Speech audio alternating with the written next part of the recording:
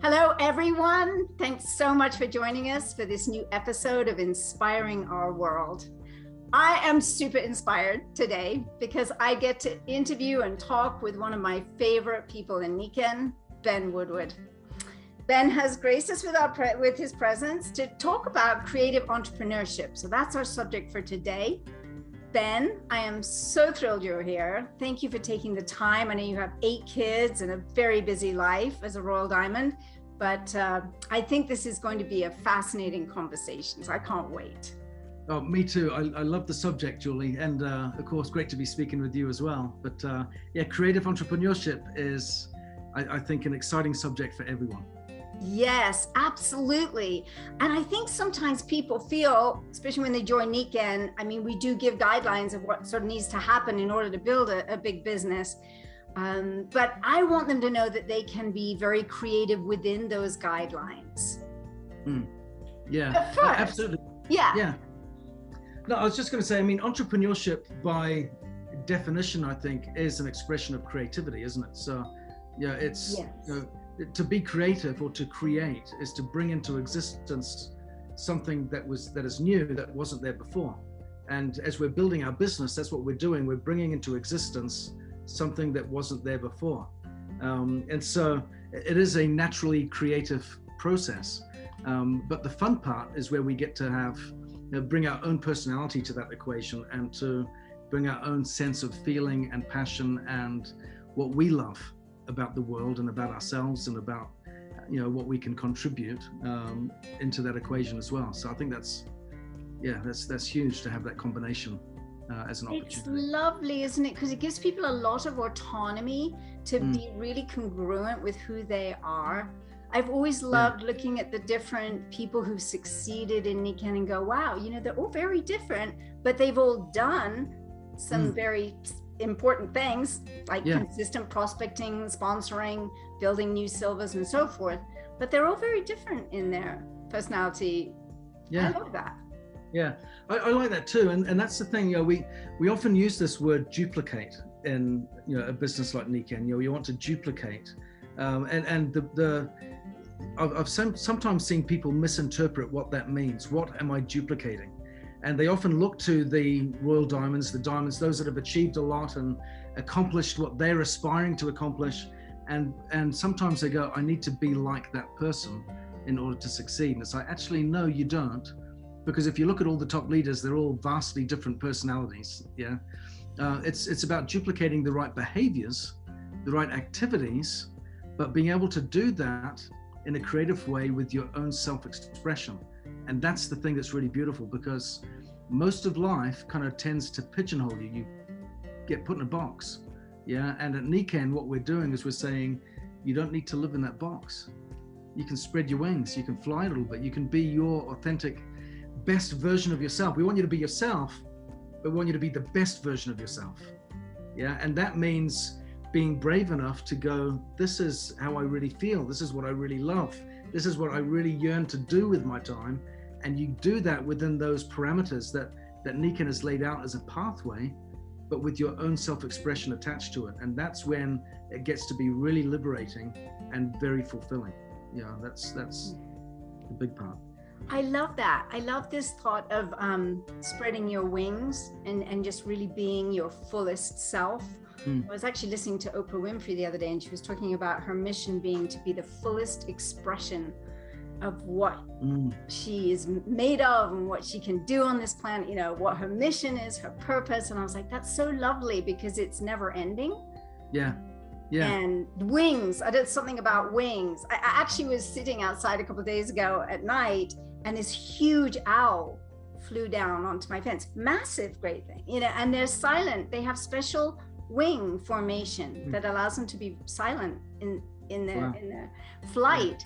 And then I've also had some hawks, and they're making a noise a lot, but they're also fascinating to watch as they fly around and they swoop and they grab a snake and pull it up, and or bunny rabbit or something. It's fascinating, this idea of wings, helping people have wings, giving them the breath under their wings, the wind under their wings, so they can really soar. Yeah, I've always found it fascinating. I love how this is integrated into the culture, philosophy, and experience of Nikken, because it ties into the very essence of what we are as human beings and what makes us who we are. And I've seen this. You mentioned before, I've got 8 kids, so I've been to plenty of children's sports days and all that kind of stuff, when you've got sports days at school, and the parents are always along the sidelines cheering. And I've just noticed that in order for them to do their best when they're on the track running their hearts out, not necessarily knowing why they're running, they're just kind of been thrown onto that space and off they go. And but it's the cheering parents on the sidelines that helps them reach their full potential. And so it's not just giving people a space. Everyone wants an opportunity to fly, to soar, to be themselves, but they don't always have a crowd cheering them on that really helps them get to new heights. And that's what you get in Nikken. It's not just a platform that gives you a chance to say, this is how you can be the best version of yourself and spread your wings, go at it. You've also got a group of people around you cheering you on. When you hit a certain milestone, they're in your corner, and when you get knocked down, they're there to pick you up, and they're there to say, it's all right. Hey, you know what? That happened to me too. And this is how we got ahead of it, and this is how we beat it. And they help you get back up, and they help you get back in the race, because flying has its ups and downs. But when you've got a team around you of people that love you, care for you, champion you, are there all on the same journey, having the same experience with you, some further ahead and some further behind. That's incredible to be able to have that sense of support, so that you can really go out there and fly and reach the best expression of your true self. I love that, because we're all so connected. Yesterday I started studying the Atomic Habits, James Clear book, and I'm really loving it. And he talks about how no one will succeed if their environment is negative. I mean, he was like flat out with it. He was just like, you have got to have a positive environment in order for you to really develop the greatest habits that will take you where you want to go. Yeah, that's true. I allude to that in the final chapters of my book. You can see the yellow book there behind me. Yes, I love your book. It's because I talk about the pando tree. The largest living organism on Earth is this colony of identical aspens. There's thousands and thousands of stems, but a single root system. They all share the same root system.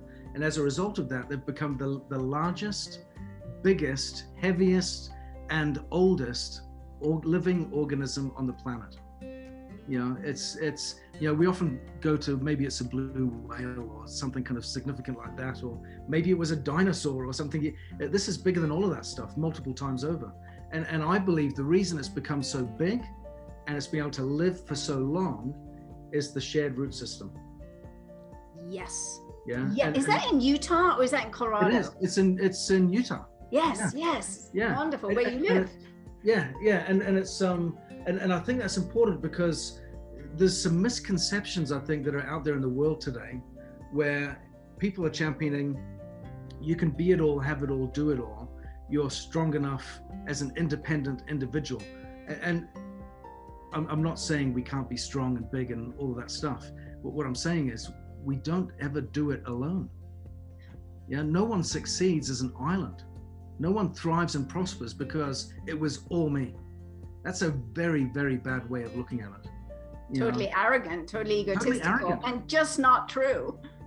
If you want to have the best strength, the most power, it's through collaboration. It's through connectedness. Yes. And of all of the systems that our body is made up of, you've got the lymphatic system, the nervous system, the skeletal system, you name it. All these different systems, they're all closed loop systems, meaning they're all self-regulating. I can't, in a conversation with you, suddenly influence your lymphatic system. And no matter what I do, that's independent of me, right? But your emotional system is an open loop system. Which means it needs the interaction of others in order to maintain equilibrium or balance or harmony within itself. We need that interaction, and that's designed initially for the survival of the species. When my baby cries, I feel something, it compels me to do something, to nurture her, to look after her, to take care of her. And that keeps the species going. But on a much deeper level, it also helps us with our well-being. You know, they've found that when, you know, two people that love each other, if one's really sick and the other is visiting, they've done studies where the heart rate changes, you know, and all that kind of stuff starts to sync, and they actually find they start to align, you know, not just emotionally, but biologically, there is connection that starts to change there. You know, our systems, our emotional system has a profound impact on our well-being, but it can only be maximized or enriched to the place where it needs to be with the interaction of others. So it's so true. I'm thinking of all the fabulous conversations you and I have had over the years, and how, you know, we just love having this conversation. And I always just feel like super happy after, you know, because we discuss all these interesting ideas about what it is to be a human being fundamentally. And of course about Nikken and everything else. But I love that. And I know it's one of the reasons that when we've had live events, which of course will start again soon enough, that, you know, it's important to be around people that are really successful, because you are sort of lifted up by their energy, even if it's not a direct exchange verbally. There's something that happens. So you get those mirror neurons going, and you just go, I don't know, I feel like I can be more successful. I feel like I can be, you know, a diamond or roll diamond or whatever. Exactly. And it's not by accident that every company in our industry has events and gatherings where people get together. Yeah, it's deliberate. Yeah, and the reason we do that is because emotion is contagious. You'll get in the room together, you'll see the excitement and the conviction of others, and what happens? You always come away with greater conviction. Yeah, you come away feeling more empowered, you feel stronger, you feel more confident. You've got that because it's a shared community of positive thinking, enthusiastic, strong convictions, you know, you're motivated people, and that rubs off. So that is a huge, very, very important element of success in creating a powerful, thriving network marketing Nikken business. Well, I'd love to go into your past a little bit that, because I know you're an extremely creative human being, and I think it's one of the reasons we get on so very well. And I want to ask you, I mean, a couple of things come up, but you've worked in network marketing a lot, corporate, consultant. You've seen a lot of that, right? In other companies as well as Nikken, this positive mindset, this focus on positivity. Can you talk about that a little bit? Sure. Yeah, so I came into Nikken originally as a corporate member. I was the sales director for Europe, and then became managing director and company president. And prior to that, I'd worked with two multi-billion-dollar network marketing companies, one of them being the biggest in our industry. And that gave me a chance to really see, I mean, some of those companies that I worked for prior to coming here, you know, some of their local markets were as big as some global businesses. You know, it's just crazy. So one of the companies I worked in, their European region, was $1 billion just in Europe. 23 offices, 26 markets, $1 billion in revenue just in that region. You know, and so exciting. Yeah, so you really get to see, one, the potential of opportunity that really validates this works. Yeah, because you got evidence abounding all over the place. But it was really interesting to see, you know, one of the roles that I had there before I left, I was the business opportunity manager for the European region. And that meant what my task was to look at all of the different touch points that the company had, from all the way beginning at the prospecting level, all the way through to the highest ranks of the compensation plan, you know, and all of those touch points, from marketing messages, recognition programs, special events, compensation plan, you know, sales initiatives, that kind of thing, basically everything, and look at, you know, what is this brand all about, and how are we delivering on our promises.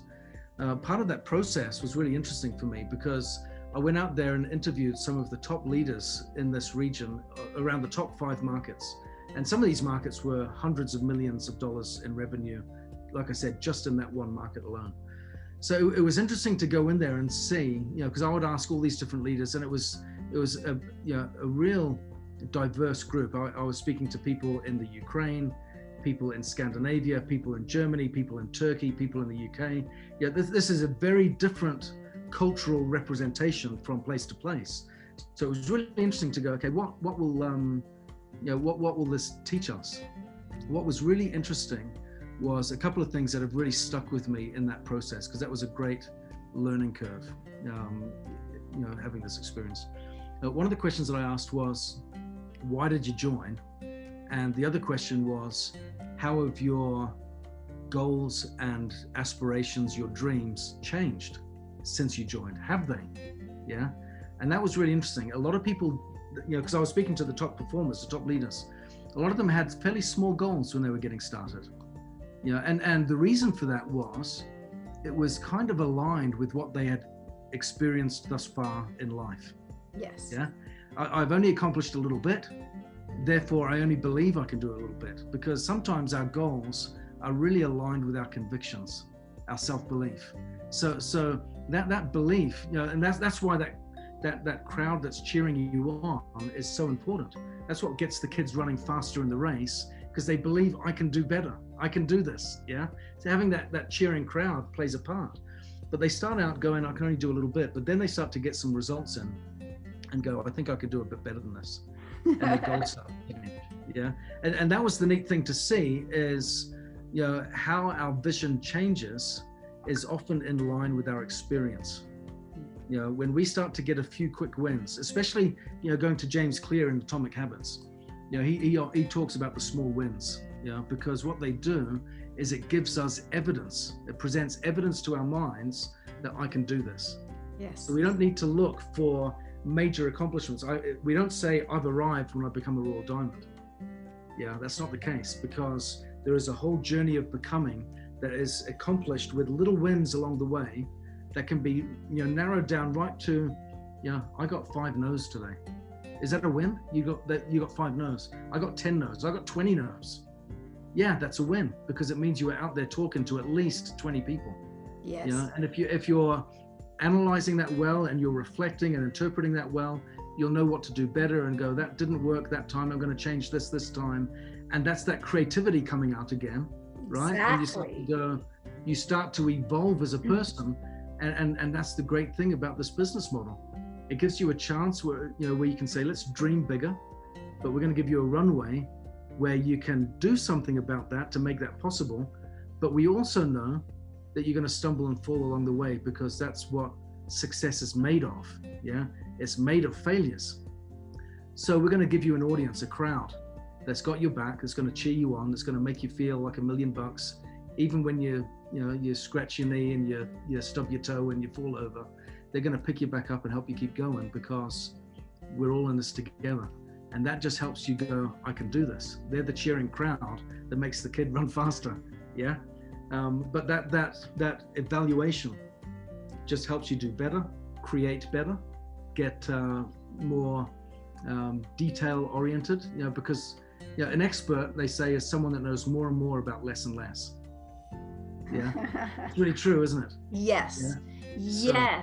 Yes. And I love the idea that, that you can change it up, that if you're doing something consistently and it just isn't working, you can evaluate. And the important thing is to not put yourself down around that. Just go, that's just not working. I'm going to shift gears, because you really do want a proof of concept.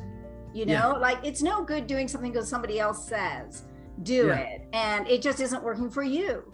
It's like, no, change it up. Because I always think of that thing, if you keep doing the same thing over and over, expecting a different result, that's the definition of insanity.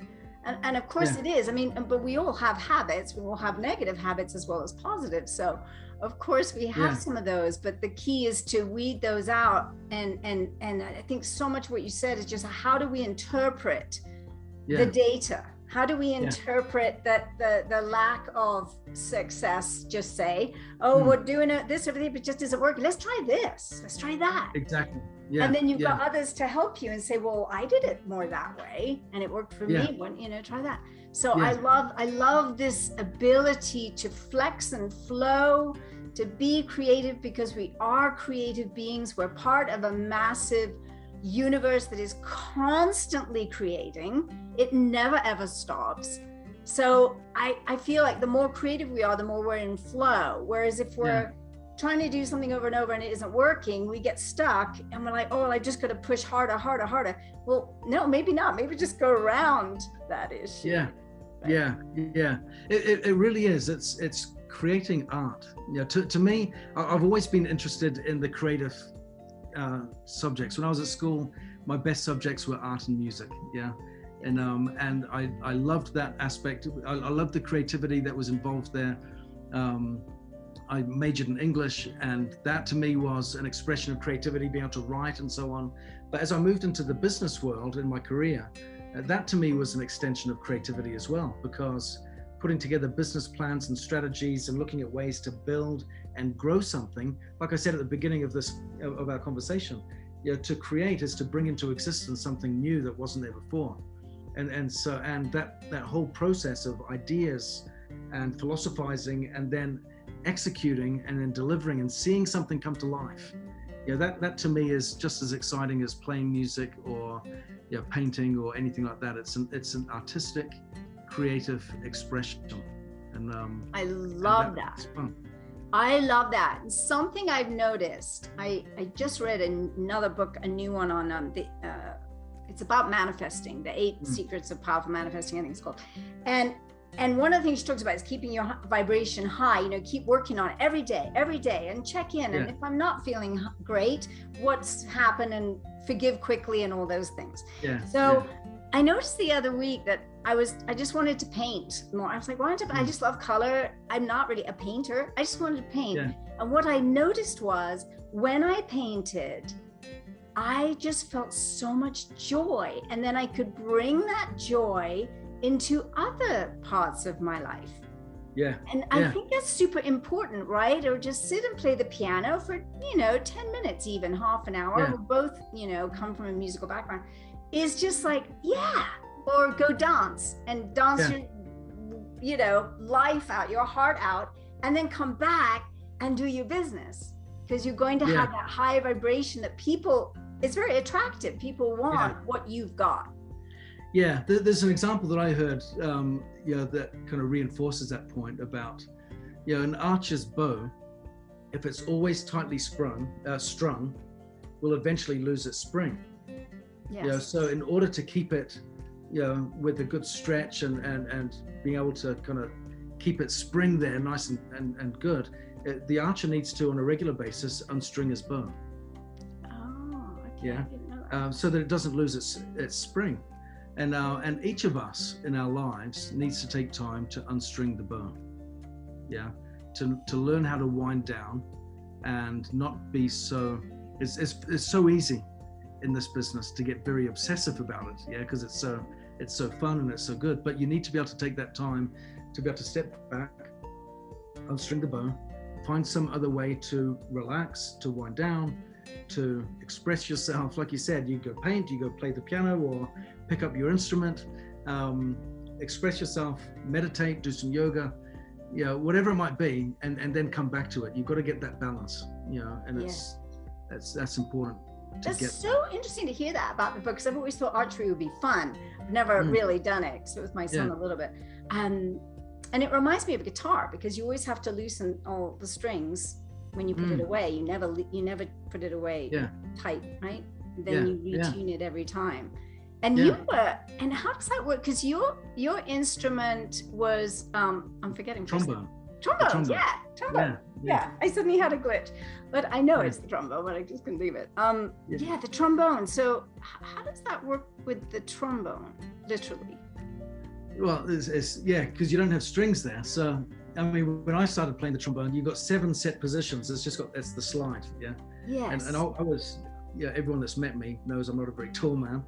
I was not a very tall kid either. So when I first started playing, I couldn't even reach the 7th position. I just have to leave that note out, right? But in order to relax there, what happens is, because you're buzzing on a mouthpiece, you're kind of doing that with your lips. Yes. So you got that constant pressure on your mouth with the mouthpiece. You're buzzing, and you build up your embouchure, which is the muscles around your lips. Yes.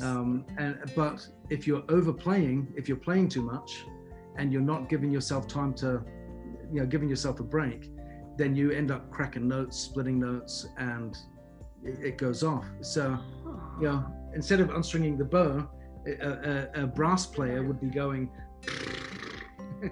and doing that. Get the muscle, get the blood flowing back in the mouth. Yeah. Oh, it's so right. And they'll be doing all that, and then, you know, give yourself a break, you know, and then get back to it. But you need to do that. You need to give yourself that break, let the blood flow, get back to it, and let those muscles give them a bit of a chance to rest, so that you can be in top performance when you play. Otherwise, you do yourself some damage. So. Oh, that's fascinating. My dad was a trumpet player. And do people know that you were in a great jazz band and that you were like, I don't know, super doing it? Yeah. I've played for television, for radio, for film as well, in movies. I've done some documentaries where it was like back in New Zealand where I grew up, there was a documentary on wartime New Zealand, and they were going to like the jazz bars and things like that. And so we played the music, the band that I was in played the music for that scene. And then we were asked to play the actual, you know, instruments for the filming of it. I was a very over the top, very enthusiastic jazz musician in my early days. So I had a couple of rules that I stuck with.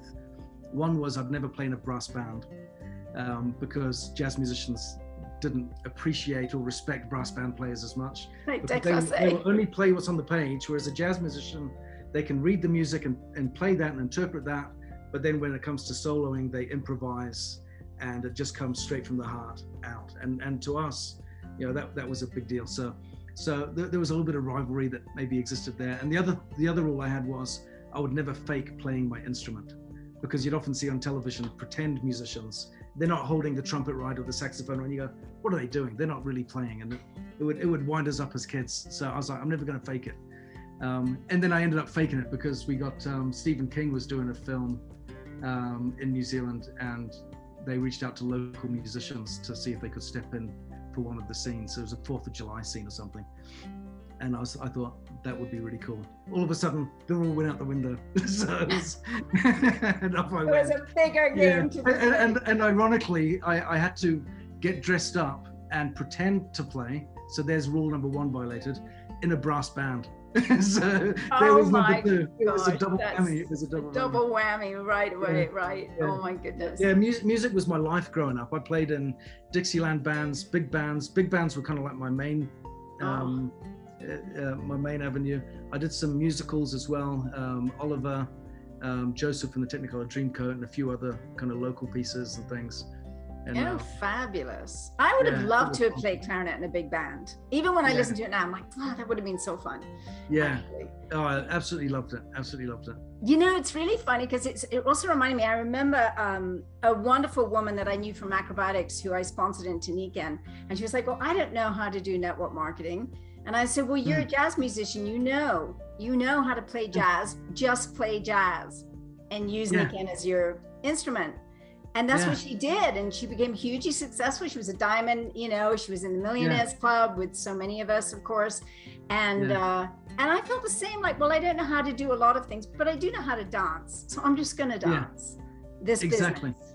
Yeah, it's the same principle, because I found, you know, one of the great things about, you know, if you do play music, or you're an artist, or you're a dancer, or whatever it might be, is it teaches you what excellence looks like. Yes. Yeah, and this is really, really important, because, you know, learning to play an instrument, for example, requires a lot of skills, especially if you're sight reading. There were a couple of times where we had a pack of about 700 pieces of music that we had in our library with this one particular big band that I played in, and we would play, you know, all over the country in New Zealand when I was growing up, you know, at different, it was either jazz festivals or corporate events or whatever it was. We were kind of playing here, there, and everywhere.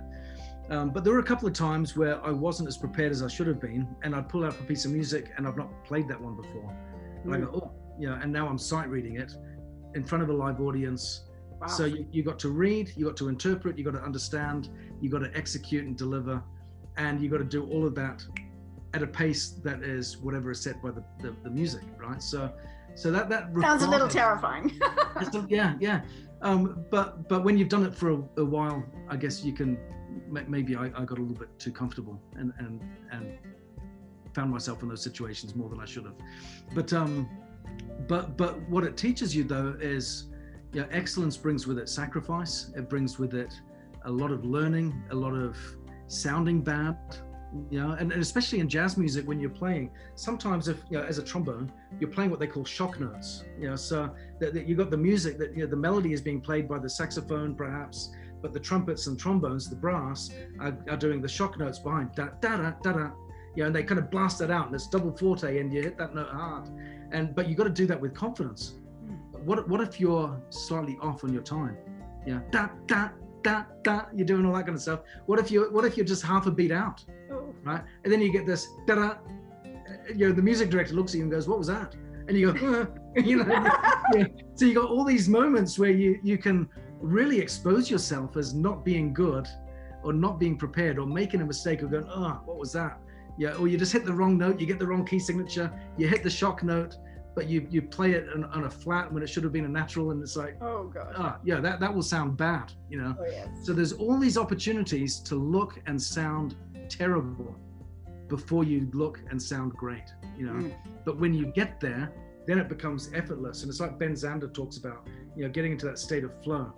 Yes. He starts playing the piano. If you remember that video clip that he has, he was the music director for was it the Boston Philharmonic?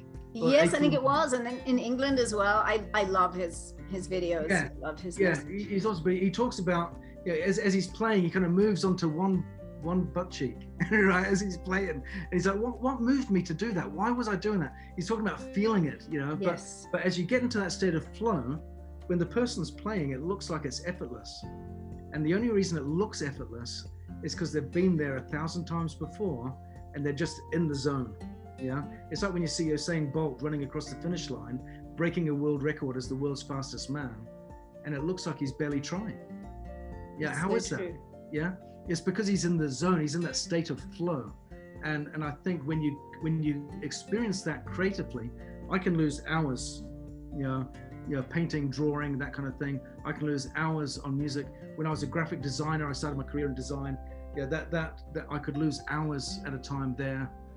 Just doing that because it was creative and I loved it. And when you really get into the zone with your business, you get into that state of creative flow, then it starts to look effortless, but there's a whole lot that has preceded that. But that, I think, is something that I think we all need to aspire to get into.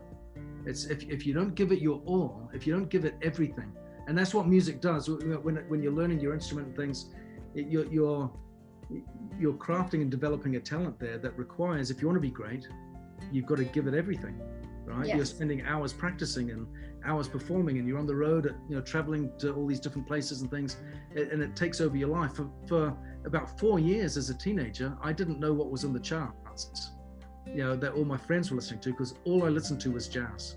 The books that I read were autobiographies of the jazz greats, Miles Davis, Dizzy Gillespie, all that kind of stuff.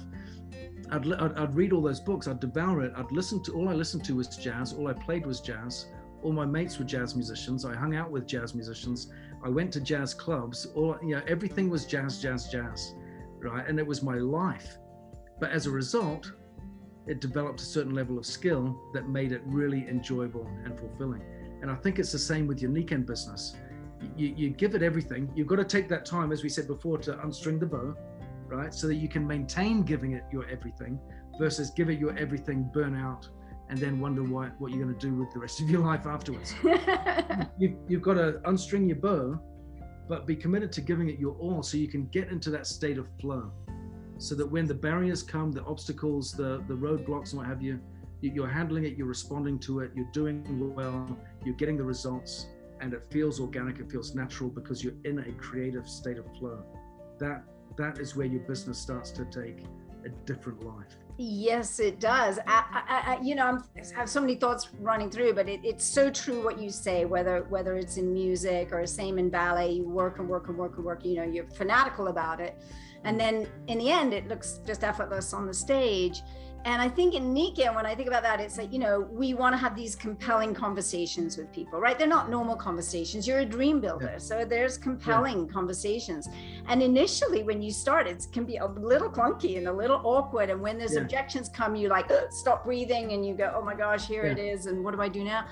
But over time, you know, you're so used to the flow that it was like, oh, here's an objection. And it's just like I'm just going to breathe with that. Just take that in, take a pause.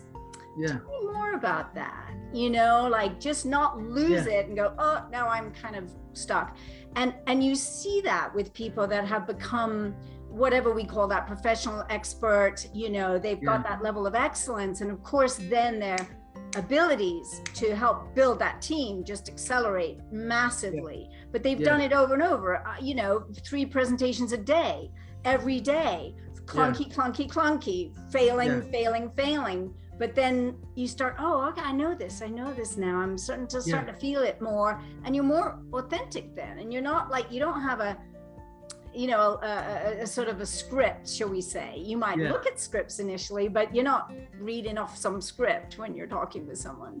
Yeah, that is really true. If there is a takeaway that I'd like people to have from this conversation, it's that in order to get into that creative state of flow with your business, you've got to fill your mind and heart with something. It doesn't come from nothing. Inspiration and creativity comes from somewhere. It comes from other sources of creativity.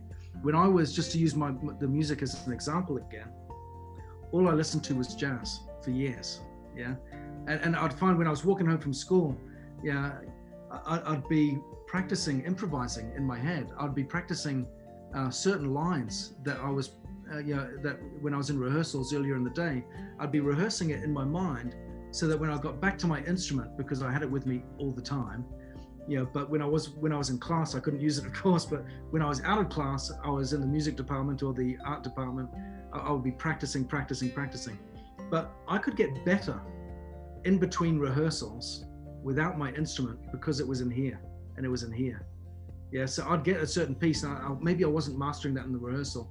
And throughout the day, I should have been focusing in my maths class. I wasn't. Instead, I'm sat there going, get that line playing, in my mind, and I'm practicing it, and then I get back to my instrument, and I play it better. And so how does that translate into Nikken? It means devour great books on the subject of network marketing. Oh yes. Get those books, find them out. There is a plethora of books and places that you can go. There are podcasts like this, and there are an abundance more. There are things that you can read, watch, learn, and educate yourself, not for the sake of education, but for the sake of love. Fall in love with it. And you can fall out of love simply by not tending to the relationship. So treat this like a relationship, nurture it, look after it, love it. Take care of it, and in return, it will love you back. But you've got to fill your heart and your mind with all that stuff so that when you have those conversations, it just comes out. And it looks improvised, like a jazz solo, but it's really not. Because what it is all of those rules, all of those pieces of music that you've played times and times again, all of those scales, all of those harmonics, all that kind of, it's all in there. And in that moment where inspiration hits, it comes out, but it can't come out of an empty vessel. So creativity is about love and passion. It's about nurturing, and it's about filling your mind with it so that it can come out in those moments. You can have those conversations where people go, oh, how did you say that so right? Well, I've said it 1,000 times over. And when I wasn't saying it, I was imagining these conversations, and I practiced 1,000 times over in my head. Which every great musician does it, every great artist, every great athlete imagines it over and over and over. So we want to imagine people getting it, what we're bringing them, and saying, wow, yes, tell me more. We want to keep imagining that so that it may not happen every time, of course, but it's going to happen some of the time. Exactly. I think that's a really important part of just understanding the process of creating within a Nikken business. And I would absolutely agree that I know when I found it, I like fell in love, and it was literally like falling in love with someone. It was like, I have fallen in love with Nikken. I love, there's so many parts of it that I love. That, and I've never fallen out of love. And it's been 27 years. That's longer than my marriage was. But that's another story. But yeah, it's a really important thing. You know, you love it because what's not to love? Helping people, changing the world, bringing a whole new paradigm of health and wellness, autonomy in business, and helping people grow businesses and be able to have lives that they dreamed of. I mean, what's not to love about all of that? Exactly. It's incredible, the gift we have. You know, here as we sort of wrap up our time, which is rapidly gone by, way too fast, is I want to ask you about the future. You know, where do you see the future of our world and the future of Nikken within our world? I that's a huge question. Yes. Nikken is relevant today, 47 years on from when it was first born, and I think because it ties in so heavily into what we need as human beings. We need balance. You know, we talk about the 5 pillars of health. You know, this is relevant long before it was popular or even kind of discussed as being important. Yeah. Now people are coming to an awareness that, you know, getting balance in, you know, our emotional health, or our mental health, our physical well-being, our family well-being, our communities, contributing to our communities, and having solid financial stability and balance there as well. All of these things are essential, and we're in a world now where people want to have a greater claim on that. They feel like it is more important to them, that they are more entitled to it. You know, but they need to work for it. We might feel entitled, but you got to work at it. But they feel like that's something that they are owed or that they deserve, and that's growing in relevance. So look to the future. I think because there are so many things that are getting messed up in the world today, I think one thing is coming out really clear amongst all of that chaos that we're kind of seeing around the place is self-care and self-government is really, really important. And it's growing in importance. So our cause as ambassadors for wellness, and as ambassadors for that opportunity and privilege to carve out our own destiny, to become the best version of ourselves, to fly to our fullest potential and our greatest heights, is becoming increasingly more aspirational for more and more people, because that's the way the whole world is moving towards. So what we are all about, and what we have been about for 47 years, is becoming increasingly more popular, increasingly more relevant, and because of the chaos and all of the mess that we see in many places around the world, it's more important. So I think our future, I think our future isn't just bright. I think it is burdened with responsibility. You know, and we have a responsibility not to drop the ball with that, and to take that message as far and as wide and with as much conviction and passion and love as we can to as many people, to help them feel and recognize their opportunity is here, to spread their wings, to fly, to be the best version of themselves, to have fun, to make mistakes and have a crowd of people around you loving you on, to have that network, that interconnected root system that gives them the strength to be bigger than anything else. That is huge.